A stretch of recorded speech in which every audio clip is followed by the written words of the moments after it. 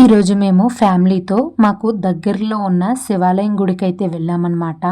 గుడికి బ్యాక్ సైడ్న పంప్ ఉంది. అంతేకాకుండా నార్మల్ ట్యాప్స్ కూడా ఉన్నాయి. అక్కడ కాళ్ళు కడుక్కున్న తర్వాత పంపులో నేను 3 చెంబుల నీళ్ళైతే కొట్టాను. ఆ నీళ్లు నేను బయట ఉన్న శివలింగానికి, వినాయకుడికి, నందికి, అలాగే నాగదేవునికి కూడా నేను అభిషేకం అయితే చేశాను. ఇక్కడ అభిషేకమే కాకుండా హోమం జరిపించడానికి హోమ మండపాలు కూడా సిద్ధంగా ఉన్నాయి. తర్వాత మేము గుళ్ళోకి వెళ్ళి ఫస్ట్ వినాయకుడి దర్శనం చేసుకున్నాము.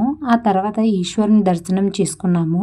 అక్కడే గోత్రనామాలు అయితే చెప్పాము. అభిషేకం కూడా చేయించాం. పంతులు గారు మాకు హారతి ప్రసాదం ఇచ్చారు. పక్కనే ఉన్న మంగళగౌరి అమ్మవారిని కూడా దర్శించుకున్నాం. ఆ తర్వాత నందీశ్వరిని కూడా దర్శించుకున్నాం. గుడిలోనే ఒక పక్కన విగ్రహాలు అయితే చెక్కుతున్నారు. చూడండి ఎంత బాగా చెక్కారో. గుడి బ్యాక్ సైడ్ చూసారు కానీ ఫ్రంట్ చూడలేదు కదా, అది ఇంకా కంప్లీట్ అవ్వలేదు. చూడండి.